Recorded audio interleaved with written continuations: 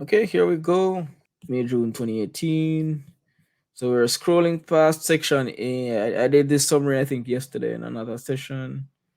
Scrolling past summary. Looking at summary right now. We looked at summary 2 days ago.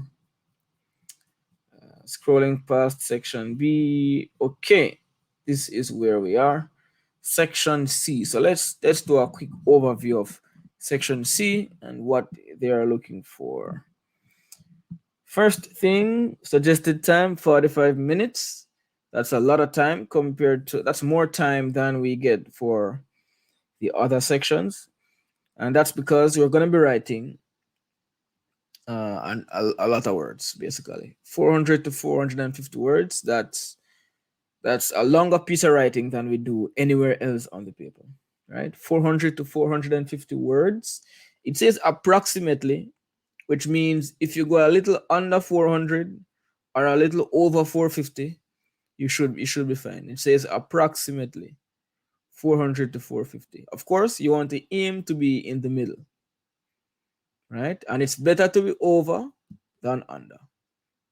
Better to have 480 words than 380 words. Aside from this summary, it's better to go a little bit over than to go a little bit under the suggested word limit. There may be more space than you need. I find that there is just enough space. That's what I find. And there's going to be a blank page, and we are going to make notes. I'm going to show you how to plan your story and how to make the best of that blank space. All right, so you must write in standard English. So your story, this is an English exam, your story will be in English. That should be obvious. They shouldn't need to state that. However, dialect may be used in conversation. So if you want to add in your local dialect, for me, if I want to add the Jamaican Creole, the patois, I can add that in conversation. Patois in conversation. But I cannot add the patois in the narration of the text. All right.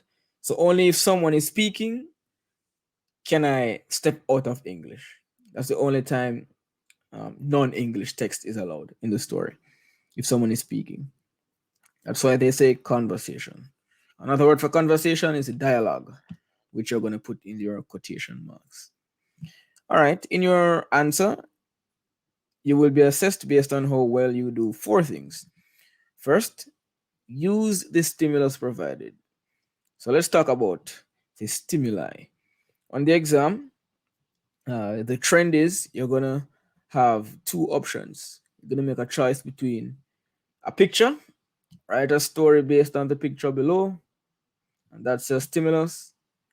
They're going to judge you on how well you use it. Or you can choose to use a piece of text. For example, this text here, they could feel the angry eyes piercing their backs, and then the door slammed, blah, blah, blah. Write a story which includes these words. So these words can be at the beginning, middle, or end. Whichever prompt you choose, CSEC is going to grade you, is going to judge how well you use the stimulus. Now, what do we mean by how well you use the stimulus? It means if you choose the picture, actually, I'm gonna show you a story I wrote based on this picture, right? If you choose the picture, there are some elements that must be included in a story. This guy must be in a story. You cannot write a story without this guy if you choose this picture, right? Obviously, you're gonna take this hint. It says amount due. So this story is gonna involve some man stressing over money. That has to be a part of the story. It has to be a central part of the story. It's not something you can just throw in at the end. Oh yeah, I forgot about the stimulus. Let me just write.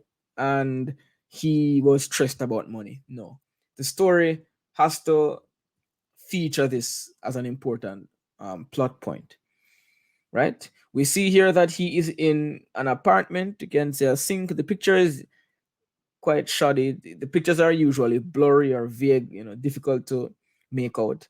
That's how CSEC likes it. Perhaps the ambiguity in the pictures call for more imagination or more more variations in what students might write. So he's in a house. We can see a sink behind him. We see what might be dishes or condiments. I don't know. That looks like a stove. And we see he's stressed. You can see that his hands are on his head, and there are lots of bills. Perhaps it looks like an opened envelope. And here we see amount due. So there are gonna be a number of uh, a number of elements that we must include if we choose this particular picture. And whatever picture you choose, they're gonna have aspects that you must include. So you're not gonna be writing a story about a story that takes place in a forest or some ancient fantastical world, right? Because that is not the setting here. The prompt is gonna establish perhaps character, setting, uh, possible conflict, and stuff like that. So keep these things in mind when you choose a prompt. The point is, you have to use the stimulus well, and you can't just leave it as an afterthought after you've written a story. The second thing CSEC is going to be judging you on is how you would develop and organize the content of your writing. What do you mean by this?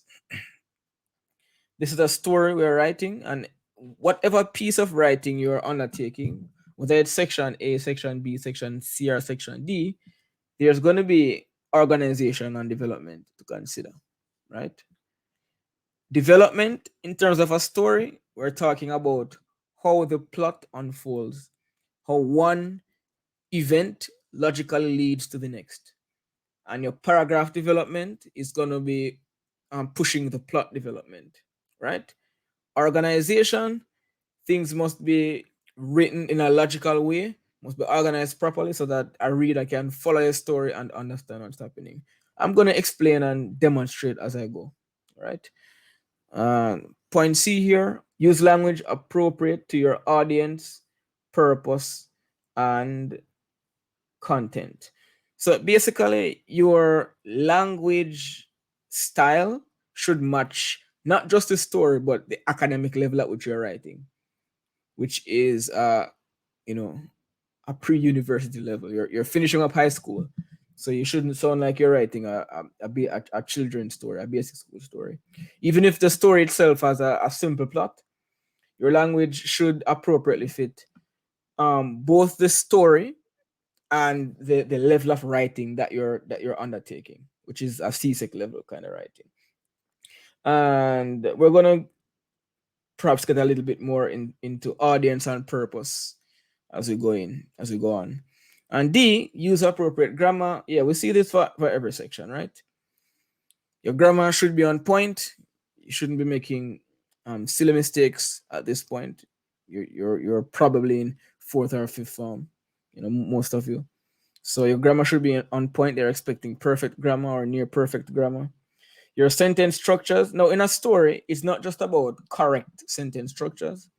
It's also about varied and interesting sentence structures.